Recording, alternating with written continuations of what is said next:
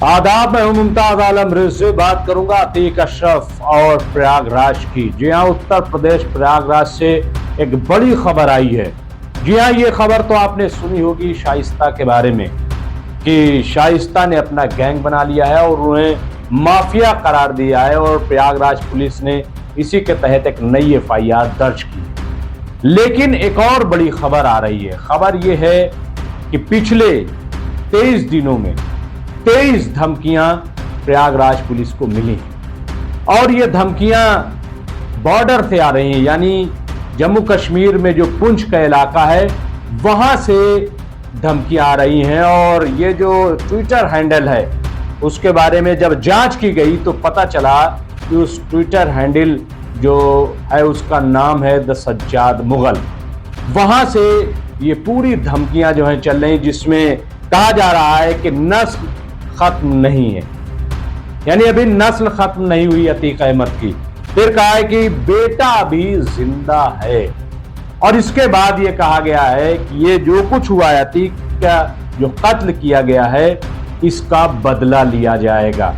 इस किस्म की धमकियां जो है वो मुसलसल जम्मू कश्मीर के पुंछ इलाके से आ रही हैं, ऐसा प्रयागराज पुलिस ने कहा है। और इसकी जांच जो है वो शुरू हो गई है। जांच करने के बाद अब ये कहा गया है कि ये जो साइबर थाना है वहां इस पूरे मामले को देखा जा रहा है, परखा जा रहा है, जांचा जा रहा है, कौन कौन लोग शामिल हैं, कहां कहां से इसके कनेक्शन हैं। और अब नतीजा ये भी निकल रहा है, ये देखा जा रहा है कहीं इसके पाकिस्तान के कनेक्शन तो कुछ नहीं है। क्यों ऐसी धमकियां आ रही हैं और ये बॉर्डर इलाके से क्यों आ रही हैं? क्योंकि जो जम्मू कश्मीर का पुंछ इलाका है वो बॉर्डर का इलाका है। अक्सर आप सुनते रहते होंगे कि वहीं पे ज्यादातर दहशतगर्दाना या आतंकवादी जो कार्रवाइयां होती हैं वो वहीं से होती हैं। तो अब इस जो साइबर पुलिस है वो एड्रेस जो है उसको वेरीफाई कर रही है। एड्रेस वेरीफाई करने के बाद अब तैयारी हो रही है कि प्रयागराज पुलिस पुंछ के इलाके में जाएगी और देखेगी कि आखिर ये जो द सज्जाद मुगल के नाम से ट्विटर हैंडल से ये जो ट्वीट किया जा रहा है ये कौन है, इसका क्या ताल्लुक है, ये हिंदुस्तान के अंदर से ट्वीट हो रहा है, हैंडल हो रहा है, या फिर हिंदुस्तान यानी बॉर्डर के बाहर से। इस पूरी चीजों की छानबीन की जाएगी, ऐसा कहा जा रहा है। और इसके साथ एक नई चीज और जुड़ गई जो बहुत चौंकाने वाली। इसमें पता लगा है, जो रिपोर्ट है, मैं जनसत्ता के हवाले से ये रिपोर्ट आपकी खिदमत में पेश कर रहा हूं। आज बड़ी तफसीली खबर जनसत्ता ने इस सिलसिले में दी है। उसमें ये कहा गया है कि दरअसल इसका ताल्लुक जो है वो MIM से जुड़ रहा है, यानी असदुद्दीन ओवैसी की पार्टी से जुड़ रहा है। ये अतीक अहमद का मामला और ये जो धमकियां आ रही हैं और ये जो बदला लेने की बात की जा रही है, तो जो ऑल इंडिया मजलिस इत्तेहादुल मुस्लिमीन यानी MIM जो है, जो असदुद्दीन ओवैसी की पार्टी है, उसका मेंबर है ये शख्स और मुसलसल जो है वो असदुद्दीन ओवैसी की हिमायत अपने ट्विटर हैंडल से कर रहा है। और यही नहीं बल्कि पुलिस ने बताया है कि ये जो निकाय चुनाव उत्तर प्रदेश में हो रहे हैं इसमें भी बार बार वो शख्स अपील करता है कि आप MIM को वोट कीजिए, MIM को कामयाब कीजिए, ऐसा कहा जा रहा है। तो अब साइबर क्राइम थाने में दफा 502/2 और इसके अलावा ये है जो 2008 एक्ट है,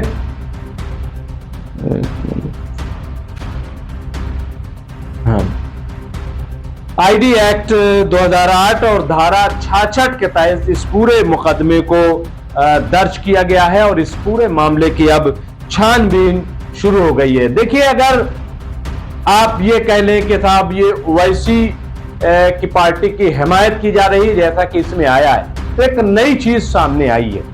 धमकियों की बात तो पहले भी चली है।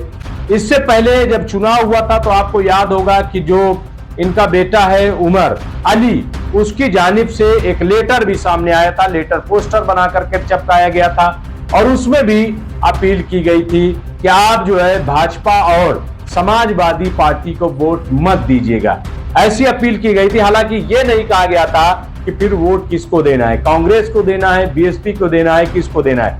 बहुत सारे उलझावे हैं। जहां तक अतीक और अशरफ का ताल्लुक है तो उनको जाने दीजिए, लेकिन अगर अतीक की वाइफ की बात करें शाइस्ता परवीन, तो जब उत्तर प्रदेश में विधानसभा चुनाव होने थे 2022 में, तो उससे पहले शाइस्ता परवीन ने बाकायदा एमआईएम ज्वाइन की थी और एमआईएम से वो एमएलए की उम्मीदवार भी थी। जी हां, एमएलए की उम्मीदवार थी और बाकायदा प्रचार प्रसार भी हुआ। आपने देखा होगा कि रैलियां भी हुई, असदुद्दीन ओवैसी से मुलाकात भी हुई। तो एक कनेक्शन तो पहले से था कि शाइस्ता परवीन बाकायदा उसकी मेंबर बनी और उम्मीदवार बनी, तो चुनाव लड़ाई, तमाम चीजें थी। लेकिन बाद में उन्होंने एमआईएम को खैर बात कह दी, उसको छोड़ दिया और फिर शाइस्ता परवीन बीएसपी में शामिल हो गई थी और बीएसपी में शामिल होने के बाद मायावती ने उन्हें इसी निकाय चुनाव में यह कहा था कि प्रयागराज का आपको मेयर का उम्मीदवार बनाया जाएगा। यह उस वक्त की बात है कि जब अतीक और अशरफ पर कोई भी इल्जाम साबित नहीं हुआ था, यानी वो मुजरिम नहीं मुलजिम थे, 100 मुकदमे थे, लेकिन इसके बावजूद उनको कोई सजा नहीं हुई थी। उसके बाद सजा हुई है और सजा उनको इसी अगवा मामले में, उमेश पाल के अगवा करने के मामले में उन्हें सजा हुई थी और आजीवन कारावास जिसको पहले हुई थी। और फिर जब 24 फरवरी 2023 को इसी साल उमेश पाल का मर्डर हो जाता है, तो उसके बाद इन सब के खिलाफ एफआईआर दर्ज की जाती है, कत्ल का इल्जाम लगाया जाता है। 27 फरवरी को मैंने पहले भी बताया कि कैसे ये जो शाइस्ता परवीन है, जो अब माफिया डॉन बन गई हैं, गैंग अपना पूरा तैयार कर लिया है और कैसे वो शूटर अपने तैयार कर लिए, ये हम नहीं कह रहे, ये पुलिस की जबान है और जो रिपोर्ट आई है उसके हवाले से ये बात कही जा रही है। तो शाइस्ता परवीन ने 27 फरवरी को जो योगी आदित्यनाथ है उत्तर प्रदेश के मुख्यमंत्री, उनको खत लिख करके ये कहा था कि अतीक और अशरफ को जानबूझ करके फंसाया जा रहा है, हमें फंसाया जा रहा है और ये सब इसलिए हो रहा है ताकि मेयर का चुनाव न लड़ सके। दरअसल मैं ये बात इसलिए बता रहा हूं क्योंकि जो एमआईएम का कनेक्शन और फिर वोट देने की अपील, ये सब चीजें जो है की जा रही, इनको कनेक्ट किया जा रहा है। जाहिर है कि जब कनेक्ट किया जा रहा है तो कार्रवाई जरूर होगी और एमआईएम का नाम इसमें शामिल होगा, तो जाहिर है कि असदुद्दीन ओवैसी का जिक्र होगा और फिर एक नई चर्चा जो है वो सामने आएगी। लेकिन ये होगा क्योंकि जो ट्विटर हैंडल है, जो जहां से धमकियां बार बार आ रही हैं, तो बहरहाल उसकी जांच होनी चाहिए कि आखिर धमकियां क्यों आ रही हैं, क्यों ये कहा जा रहा है और क्या इससे कोई अतीक को बहुत बड़ा फायदा होने वाला है, उनके बेटे को। और सिर्फ एक बेटा नहीं है, अतीक अहमद के 4 बेटे हैं, 2 नाबालिग हैं, 2 बालिग हैं। उमर और अली जो है वो बालिग हैं। अली नैनी जेल में है और उमर जो है वो अभी लखनऊ की जेल में बंद है। जो 2 बच्चे हैं वो भी अभी चूंकि नाबालिग हैं तो उसके तहत उनको सजा है, वो भी एक तरीके से जेल में है, यानी पुलिस की तहवील में, अदालती तहवील में है। शाइस्ता परवीन अभी फरार है, उन पर 50,000 का इनाम घोषित किया गया है और अब जो अभी नई एफआईआर दर्ज की है प्रयागराज पुलिस ने, तो उन्हें माफिया डॉन करार दे दिया गया है। वो एक बड़ी माफिया और खबर ये आई है कि उन्होंने अपना गैंग बना लिया है, जैसा कहा जा रहा है, शूटर अपने बना लिए हैं। और यह भी कहा गया, मैंने इससे पहले भी बताया कि उनके बारे में एक रिपोर्ट ये भी है कि हो सकता है वो जो अशरफ है, उसका जो साला सद्दाम है, उसके साथ शाइस्ता परवीन भेष बदल करके दुबई पहुंच गई हूं और वहां से पूरा मामला देख रही हूं। अच्छा, चूंकि ये ऐसा क्यों हो रहा है? दरअसल जो अतीक अहमद है, उनका इतना बड़ा सरमाया, अरबों का सरमाया, बताया जा रहा है तकरीबन 12,000 करोड़ की उनकी संपत्ति है, ऐसा कहा जा रहा है। इतने बड़े पैमाने पर अगर संपत्ति है, इतना बड़ा मामला है, तो जाहिर है कि कोई उससे आसानी से नहीं छूटेगा। दूसरी जानब मुस्लिम गुड्डों की तलाश जारी है, जब वो पकड़ा जाएगा तब भी बहुत सारी बातें सामने आएंगी। तो बहरहाल अभी सबसे बड़ा चैलेंज ये है कि जो धमकी आ रही है इसको कैसे रोका जाए, ये पुलिस के सामने एक बड़ी चुनौती बन गई है। दूसरी चुनौती जो बड़ी ये है कि कैसे शाइस्ता परवीन को गिरफ्तार किया जाए, ये देखने वाली बात होगी। और जहां तक अतीक के बेटों का सवाल है, तो जाहिर है कि अतीक के बेटे भी मुकदमा जो है उनका चल रहा है। मुकदमे में क्या होगा, कैसे होगा, रिहा होंगे नहीं होंगे, सजा होगी, क्या होगा, ये बात की बात है। लेकिन ये जो धमकियां मिल रही हैं, ये कौन है? क्या वाकई ये अतीक का कोई हामी है?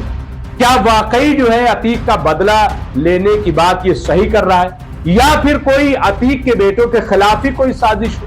अभी इसका भी कुछ नहीं कहा जा सकता, क्योंकि अगर बार बार ये कहा जाएगा कि अतीक के बेटे बदला लेना चाहते हैं और उनकी तरफ से अगर धमकी आएगी, तो जाहिर है कि इससे जो अतीक के बेटे हैं उनकी मुश्किलें आसान नहीं होंगी, बल्कि उनकी मुश्किलें बढ़ जाएंगी।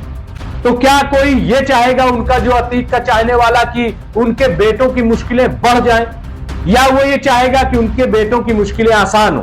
तो बहरहाल ये बहुत ही टिपिकल मामला है, और इस किस्म के मामले में कहते हैं कि इस तरह तो होता है इस तरह के कामों में, तो ये हो रहा है बहरहाल। लेकिन ये पुलिस की मुश्किलें अगर देखी जाए तो वाकई बढ़ी हुई हैं, चौंकाने वाली हैं। मुसलसल 23 दिनों में 23 धमकियां आई हैं, और सब में ही कहा गया है कि बदला लिया जाएगा। अभी अतीक का बेटा जिंदा है। तो बहरहाल देखना होगा कि ये जो ट्विटर हैंडल है द सज्जाद मुगल, ये है कौन, और जो MIM से कनेक्शन निकला है उसका क्या मतलब है? क्या वाकई वो मेंबर है? और मेंबर है तो फिर क्या MIM यानी असदुद्दीन ओवैसी उसको मेंबरशिप से बर्खास्त करेंगे? ये सब जल्द ही आपकी खिदमत में मैं अपडेट की सूरत में पेश करूंगा। बहुत बहुत शुक्रिया।